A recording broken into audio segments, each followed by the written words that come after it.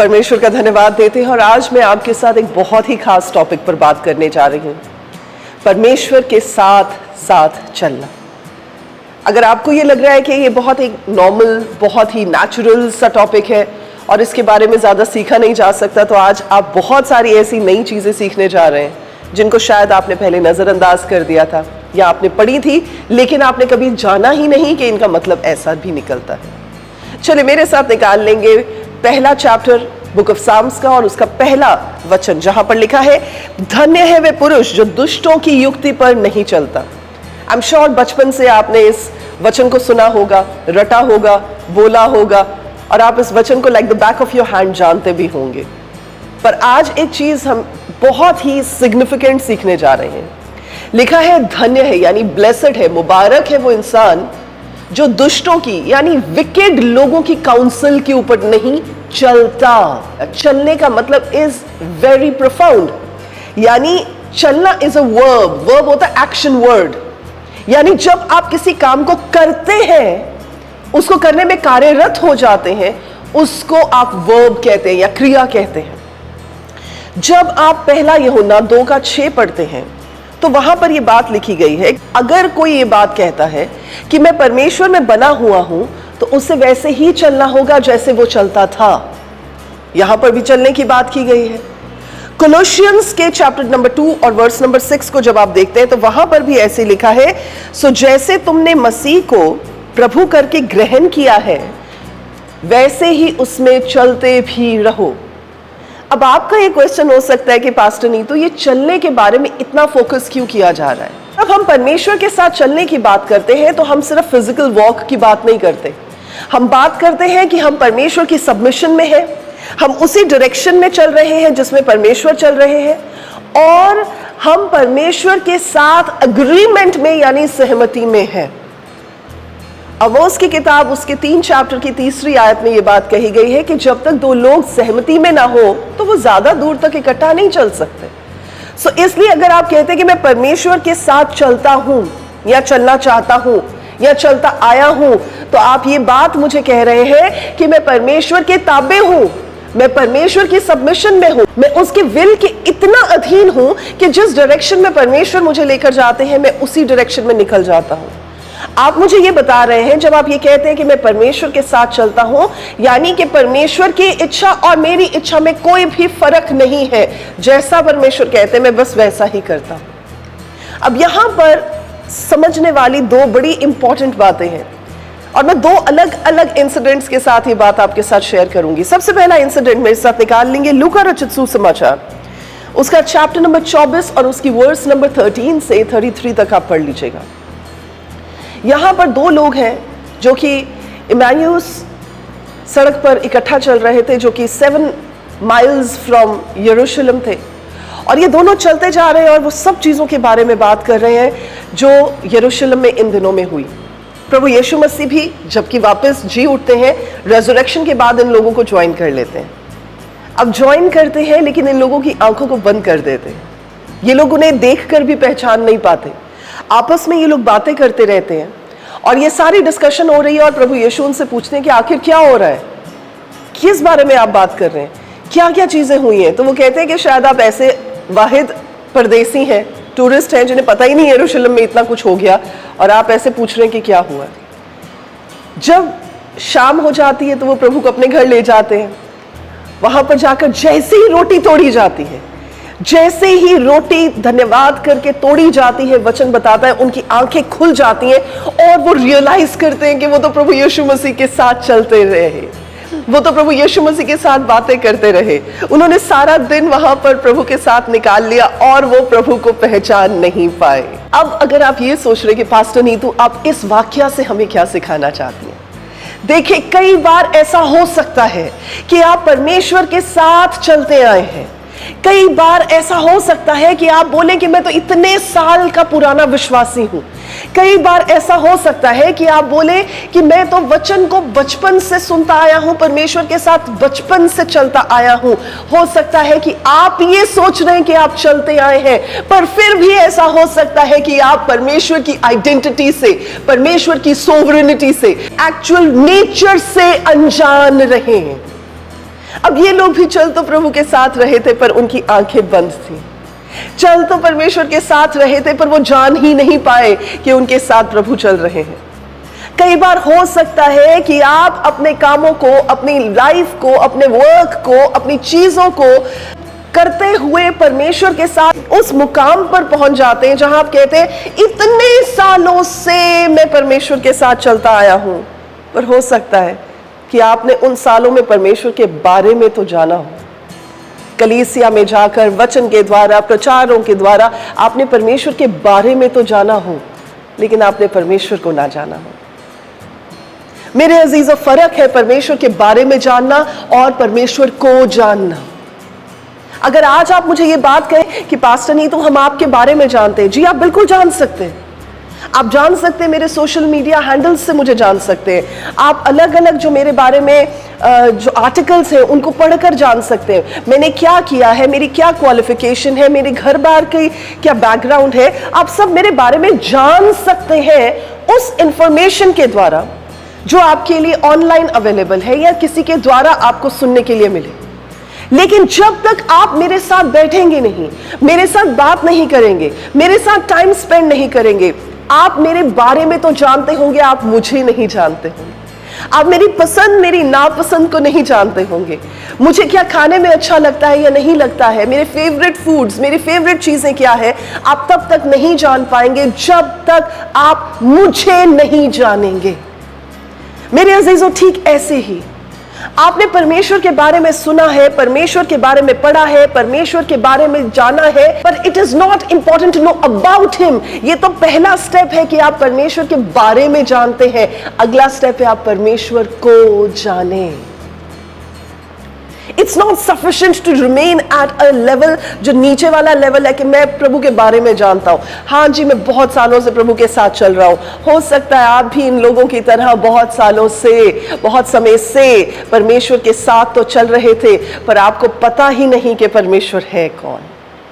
आपको पता ही नहीं कि परमेश्वर के साथ संगति रखना क्या है। आपको अभी तक ये जान ही नहीं पड़ा कि परमेश्वर आपसे चाहते क्या है। आपने अभी तक ये समझा ही नहीं कि परमेश्वर का दिल किन बातों के लिए धड़कता है, आपको परमेश्वर ने क्यों चुना है, आपको परमेश्वर ने क्यों खड़ा किया है, आपकी रचना क्यों हुई है, परमेश्वर आपके जीवन में करना क्या चाहते हैं। क्यों? क्योंकि आपने परमेश्वर के बारे में तो जान लिया, पर आपने परमेश्वर को नहीं जाना। चलने की भी दो अलग अलग कैटेगरीज होती हैं। एक चलना वो जिसमें आप परमेश्वर के बारे में जानते हैं, जैसे ये दो लोगों ने जाना, और दूसरा वो जो एनोख के साथ हुआ। चले आइए मेरे साथ निकाल लीजिए जेनेसिस की किताब, उसका 5वां चैप्टर और उसकी 24वीं आयत। लिखा है, Enoch walked with the lord and he was not. हनोक परमेश्वर के साथ चल रहा था और फिर वो लोप हो गया। हिंदी में इसकी ट्रांसलेशन बड़ी हल्की सी लिखी हुई है, लेकिन इंग्लिश में लिखा हुआ है, he walked with the Lord and he was not। Imagine, मतलब वो चल रहा था परमेश्वर के साथ और अब वो नहीं था। यानी वो था और अब वो नहीं है, वो था और अब वो नहीं है। क्या नहीं है? इसको अगर इंग्लिश ही ट्रांसलेशन में समझने की कोशिश करें, Enoch walked with the Lord and he was not। अब इसमें आप कुछ भी फिलिंग द ब्लैंक्स कर सकते हैं। यानी कि Enoch walked with the Lord and he was not afraid। वो डरा नहीं। He walked with the Lord, he was not scared। Enoch walked with the Lord and he was not insecure। Enoch walked with the Lord and he was not empty in his life। Enoch walked with the Lord and he was not discouraged। Enoch walked with the Lord and he was not in confusion। यानी जब आप परमेश्वर के साथ चलते हैं तो आप इतनी क्लोजली चलते हैं, इतने ताबे होकर चलते हैं, इतनी क्लोज एसोसिएशन में चलते हैं कि वो सारी चीजें जो संसार को परेशान करती हैं, जो दुनिया के लोगों को घेरे रखती हैं, वो आपके नजदीक भी नहीं आ सकती, क्योंकि मार्जिन ही नहीं है आपके जीवन को इन्वेड करने का। अब जरा सोच के देखें, जो इंसान परमेश्वर के बिल्कुल साथ साथ चलता है, चिपक के प्रभु के साथ चलता है, तो बीच में क्या आ सकता है? कुछ भी नहीं आ सकता। और जो इंसान परमेश्वर के साथ ऐसे चलता है कि प्रभु उस डायरेक्शन में, आप इस डायरेक्शन में, तो बीच में कुछ भी आता रहेगा तो वो क्या करेगा, वो आपको एनसर्कल करता रहेगा।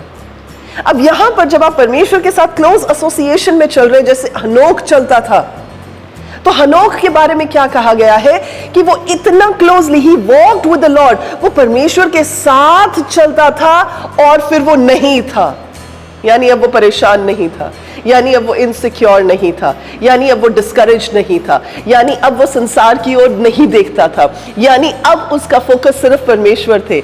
यानी अब इस स्टेज में आकर जो भी इंसान हनोक की तरह चलता है, वो ये बात कह सकता है जैसे राजा दाऊद कहता है, even though I walk through the valley of shadow of death, भजन संहिता 23:4 में, कि चाहे मैं घोर अंधकार के मौत से भरी हुई तराही से भी होकर गुजरूं तो भी हानि से ना डरूंगा, क्योंकि तू मेरे साथ साथ है।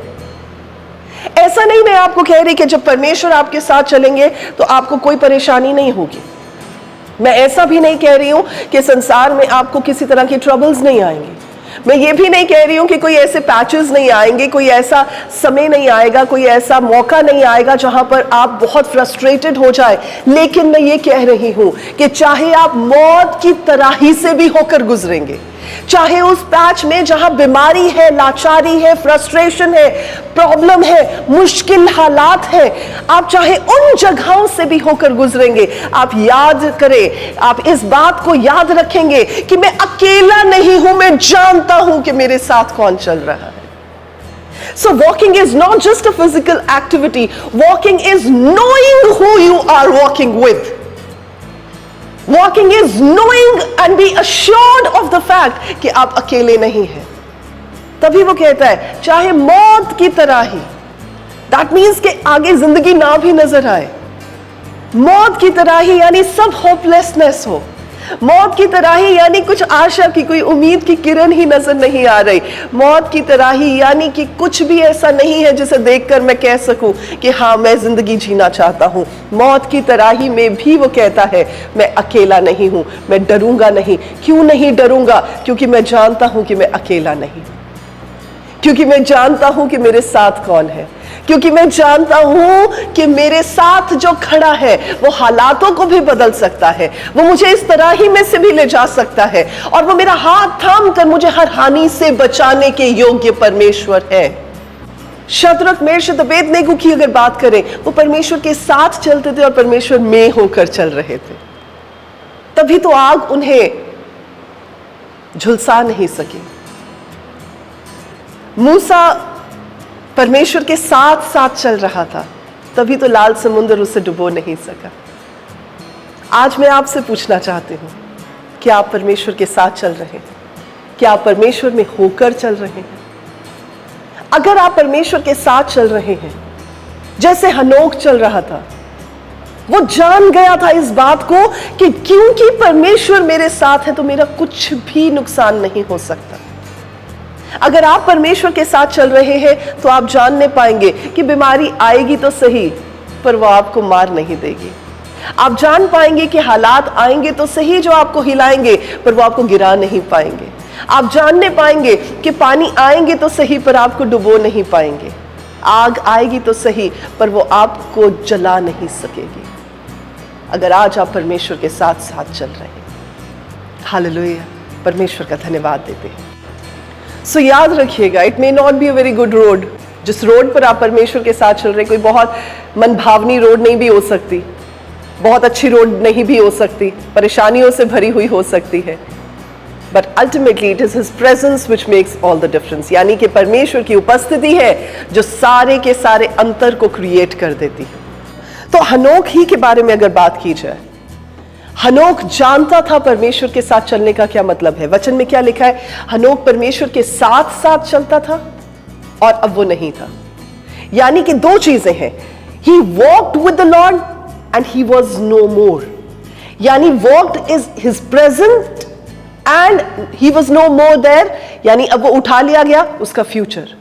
हमारे हाथ में हमारा प्रेजेंट है, यानी जब हम प्रेजेंट में परमेश्वर के साथ चलते हैं तो हमें फ्यूचर की परेशानी, फ्यूचर की टेंशन, फ्यूचर के बारे में सोचने की जरूरत नहीं पड़ती। जब आप अपने प्रेजेंट में परमेश्वर के साथ चलते हैं। हनोक अपने प्रेजेंट को संभालना जानता था, इसीलिए उसे फ्यूचर की टेंशन नहीं थी। और फ्यूचर में भी आप देखें, वो और उसकी आने वाली जनरेशन है, चाहे वो मथुशिला की बात की जाए, who was the oldest man living on the earth, 969 years, चाहे लमैक की बात की जाए, चाहे नोहा की बात की जाए, यानी उसके आने वाली अगली 4 जनरेशंस तक परमेश्वर का वचन उनकी लाइफ में ऐसा इनग्रेन्ड था, just because of the fact कि नोहा की वॉक परमेश्वर के साथ सही थी। मेरे अजीजों, परमेश्वर के साथ चलना सिर्फ एक फिजिकल वॉक नहीं है, फिजिकल एक्टिविटी नहीं है, it is a set of complete things. तो मैं आपके साथ शेयर करने चाह रही हूं 4 ऐसी चीजें, जब आप परमेश्वर के साथ चलते तो आपकी लाइफ में क्या होता है। आप ये तो कह सकते हैं कि ठीक है पास्टर, ये तो समझ में आ गया, परमेश्वर के साथ चलना है, परमेश्वर के साथ चलना है, परमेश्वर के साथ प्रेजेंट को संभालना है ताकि फ्यूचर को परमेश्वर संभाल सके, लेकिन हमें क्या फायदा होगा। देखिए, सबसे पहला फायदा यह है कि परमेश्वर आपके लिए इम्पॉसिबल थिंग्स को पॉसिबल बना देंगे। लय व्यवस्था 26 का 2 पढ़ते हैं। परमेश्वर के वचन में ऐसा लिखा है, प्रभु कहते हैं कि मैं भी तुम्हारे बीच में होकर चलूंगा, तुम मेरे लोग होगे और मैं तुम्हारा परमेश्वर होऊंगा।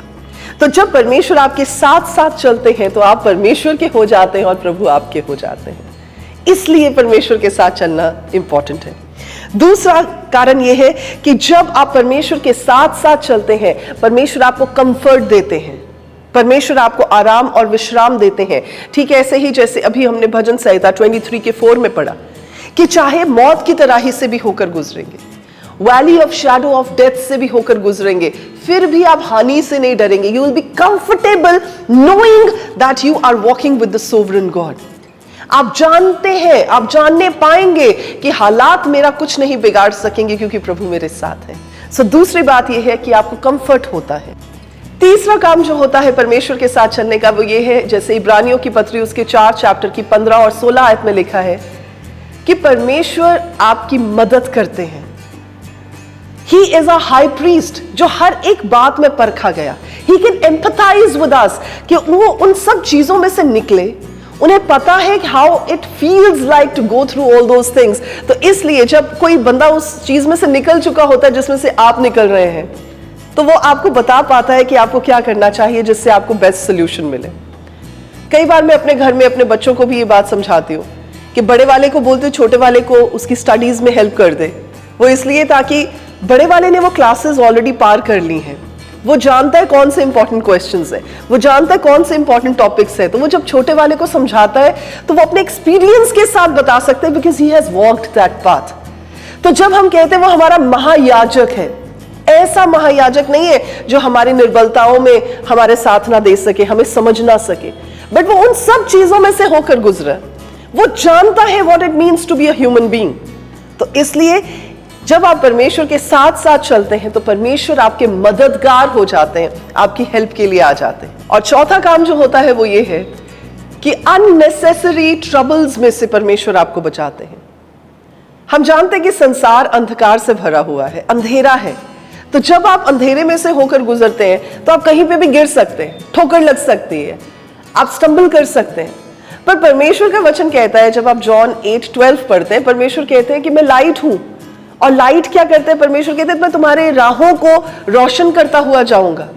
यानी कि जहां जहां हम जाएंगे, परमेश्वर अगर हमारे साथ है तो परमेश्वर की रोशनी हमारे पाथ को, हमारे रास्ते को एनलाइटन करती हुई जाएगी और हम गिरेंगे नहीं।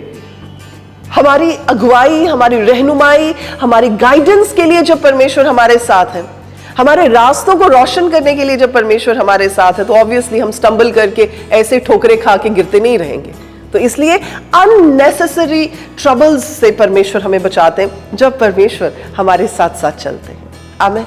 और फाइनली मैं आपके साथ शेयर करना चाहूंगी कि आप परमेश्वर के साथ कैसे नजदीकी में चल सकते हैं। बहुत क्विकली आपके साथ 11 पॉइंट्स को शेयर करने जा रही हूं। सबसे पहला यह कि जब आप परमेश्वर के साथ चलें तो अपनी हर डिस्ट्रैक्शन को दूर रखें।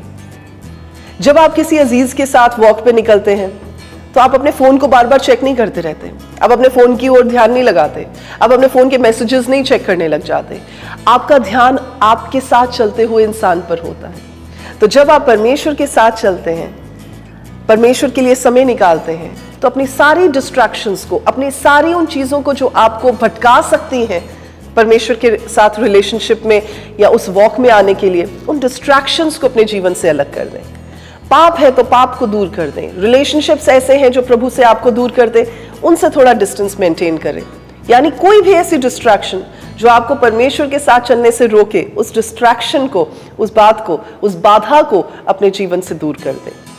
दूसरा यह है कि परमेश्वर के वचन को रेगुलरली पढ़ें। जब तक आप परमेश्वर के वचन को पढ़ेंगे नहीं, आप जान कैसे पाएंगे कि परमेश्वर का वचन आपके लिए क्या कहता है। तीसरा यह कि रेगुलरली प्रार्थना करनी सीखें। बिना प्रार्थना के, बिना परमेश्वर से बातचीत किए आप उस रिश्ते को और स्ट्रेंथन नहीं कर सकते। जैसे अब्राहम बात किया करता था, जैसे मूसा बात किया करता था, जैसे दाऊद परमेश्वर के सामने प्रभु की हुजूरी में रहा करता था, जैसे शमूएल परमेश्वर की आवाज को सुनता था, जैसे एलिया और एलीशा परमेश्वर की आवाज को सुनते थे, प्रभु से बातचीत करते थे, वैसे ही आप भी प्रार्थना में परमेश्वर से बातचीत किया करें। Pray regularly. चौथा काम कि परमेश्वर के वचन को सिर्फ पढ़े ही नहीं, उसको मेडिटेट करें, उसके ऊपर मनन करें कि वो वचन आपके लिए उस परिस्थिति में क्या कहता है, इस वचन के मायने क्या है, इस वचन का कॉन्टेक्स्ट क्या है। पांचवी चीज कि परमेश्वर छोटे छोटे साइंस के साथ, छोटी छोटी बातों के साथ जो आपके सामने एविडेंट होती है, क्या दर्शाना चाहते हैं। कई बार परमेश्वर की उपस्थिति, कई बार परमेश्वर की बातें, कई बार परमेश्वर की गाइडेंस हमारे जिंदगी में उन छोटे छोटे साइंस के साथ दिखती है, जिन्हें देखकर हम जान पाते कि प्रभु चाहते क्या है हमारी लाइफ में। उन साइंस के ऊपर भी आप तवज्जो दें। सिक्स्थ चीज जिस पर आप ध्यान दे सकते हैं कि अपने जीवन में उन फेजेस को, उन एरियाज को बहुत क्लोजली देखें जहां पर आप परमेश्वर के साथ पीसफुल हैं, हार्मनी में हैं। कई बार आपने देखा होगा कि आपके घर पे भी रिलेशनशिप्स बच्चों के साथ कैसे होते हैं, कई बार बड़े हार्मोनियस होते हैं, घर में शांति होती है, बच्चे आपकी हाँ में हाँ मिला रहे होते हैं, आपको उनके साथ कोई प्रॉब्लम नहीं है, उनको आपके साथ कोई प्रॉब्लम नहीं। लेकिन ऑन द कॉन्ट्ररी कई बार ऐसा होता होगा कि बच्चों का आपके साथ आर्ग्यूमेंट होता है या कोई कंट्रोवर्शियल टॉपिक शुरू हो जाता है और घर का माहौल खराब हो जाता है। आप भी परमेश्वर के साथ अपने रिलेशनशिप में उन फेजेस को, उन पार्ट्स को देखें जहां पर आपने परमेश्वर के साथ हार्मनी में आकर अपने आप को कंफर्टेबल पाया है। सातवां काम जो आपको करना है कि परमेश्वर की आज्ञाओं पर चलना है। It is very important. जैसे मैंने पहले भी बताया था, आप किसी के साथ ज्यादा दूर तक नहीं जा सकते जब तक आप उसके साथ एग्रीमेंट में नहीं है। तो परमेश्वर जो आपसे चाहते हैं, जो आपको कमांड्स परमेश्वर ने दी हैं, और फ्रॉम टाइम टू टाइम जैसे परमेश्वर आपको कहते हैं करने के लिए, आप उसके मुताबिक चले। आठवीं चीज है कि पवित्र आत्मा की आवाज को सुने और उनकी गाइडेंस के हिसाब से चले। अपनी मर्जी करना बंद करें कि योना की तरह परमेश्वर आपको कहते हैं कि निनवे को जाना है, आप कहते नहीं जी मैं तो अपनी डायरेक्शन में ही निकलूंगा। इसलिए परमेश्वर की पवित्र आत्मा की गाइडेंस के मुताबिक चलें। यह है आठवां पॉइंट। नौवीं चीज, again a very important one, कई बार आपको परमेश्वर बहुत नजदीक नहीं महसूस होंगे, कई बार आपको परमेश्वर की उपस्थिति अपने साथ महसूस नहीं होगी। उन टाइम्स में आपको पेशेंटली वेट करना है। याद रखें कि परमेश्वर का वचन कहता है कि प्रभु आपको कभी छोड़ेंगे नहीं, आपको कभी त्यागेंगे नहीं, आपको कभी छोड़कर नहीं चले जाएंगे, हमेशा आपके साथ रहेंगे।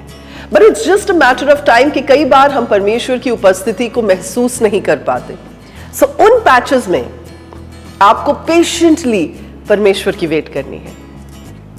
कई बार आपने नोटिस किया होगा कि जब आप किसी के साथ वॉक पर जा रहे हैं और वो बंदे ने कोई इंपॉर्टेंट फोन कॉल लेनी हो या कुछ खरीदना हो आपके लिए, तो आप क्या करते हैं? आप वहीं खड़े रहते हैं, आप शोर नहीं मचाना शुरू हो जाते, आप पेशेंटली वेट करते हैं कि जब तक वो बंदा वापस आएगा और आप अपनी वॉक को रिज्यूम कर सकते हैं।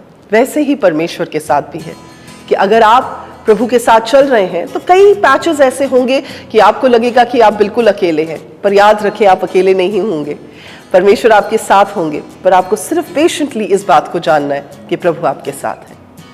10वां पॉइंट ये है कि दूसरों को भी इस वॉक में शामिल करें, अकेले ही नहीं चलते रहें।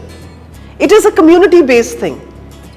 और परमेश्वर हमेशा चाहेंगे कि आपकी जीवन में, आपकी जिंदगी में अगर परमेश्वर ने कोई काम किया है तो आप दूसरों की लाइफ को भी अपलिफ्ट करने में उनकी मदद करें, उनके सहायक हों। इसलिए जब आप प्रभु के साथ चलते हैं तो दूसरों को भी अपलिफ्ट करते रहें, दूसरों को भी एनकरेज करते रहें। अंतिम पॉइंट ये है कि जब आप परमेश्वर के साथ चल रहे हैं तो चलते रहें। देखिए, हो सकता है कि मुश्किल हालात हों, जैसे हमने पहले भी बात की, हो सकता है मुश्किल फेज हो, पर रुक ना जाए, वहीं मत बैठ जाए, किसी ने बहुत खूबसूरत तरीके से ये बात कही है कि अगर आप हेल में से होकर गुजर रहे हैं, अगर आप नर्क में से होकर गुजर रहे हैं तो रुके नहीं, चलते रहें। और मैं इस बात को कहूंगी, if you are walking through hell, just keep walking alongside with the Lord. प्रार्थना के साथ, परमेश्वर के साथ बढ़ने रहें, जुड़े रहें और चलते रहें, रुक मत जाए। अगर रुक गए तो कोई फायदा नहीं, क्योंकि उस स्थिति को ज्यादा समय तक हैंडल करना पड़ेगा। लेकिन अगर आप चलते रहेंगे तो आप उसमें से पार चले जाएंगे, आप उसके दूसरी ओर चले जाएंगे और वहां पर आपको वो सब झेलना नहीं पड़ेगा। सो जब आप परमेश्वर के साथ चल रहे हैं तो चलते रहें, रुके नहीं। मेरे अजीजों, आज इस वचन के साथ मैं आप सबों को परमेश्वर में एनकरेज भी करना चाहती हूँ, उत्साहित करना चाहती हूँ और इस बात को कहना चाहती हूँ कि अगर आप परमेश्वर के साथ चलना चाहते हैं तो ऐसी वॉक मत चले जैसे वो दो लोग चल रहे थे कि प्रभु यीशु मसीह साथ थे पर फिर भी वो पहचान नहीं पाए। अगर आपको परमेश्वर के साथ चलना है तो आपकी वॉक ऐसी होनी चाहिए जैसी हनोक की थी, जैसी एनोक ने परमेश्वर के साथ चलते हुए अपने पास्ट को, अपने प्रेजेंट को और अपने फ्यूचर को परमेश्वर में सुरक्षित पाया। मेरी प्रार्थना है कि आप भी अपनी वॉक में अपने आप को और अपने आने वाले फ्यूचर को और अपनी आने वाली जनरेशन्स को परमेश्वर में सुरक्षित पा सकें। परमेश्वर का धन्यवाद हो और आज इस वचन के साथ बी ग्रेटली ब्लेस्ड। आमीन। परमेश्वर का धन्यवाद हो। और खास तौर पर मैं अपने ऑनलाइन फैमिली के लिए ये बात कहना चाहूंगी कि अगर आप हमारे साथ संडे सर्विस का हिस्सा होना चाहते हैं, अगर आप मोहाली, चंडीगढ़ एरिया में रहते हैं तो आप मोस्ट वेलकम हैं हमारे साथ ज्वाइन करने के लिए moving the mountain apostolic church में हर संडे सुबह 9:30 बजे से। आज के लिए बस इतना ही। परमेश्वर आप सबों को आशीष दे। God bless you all. Shalom.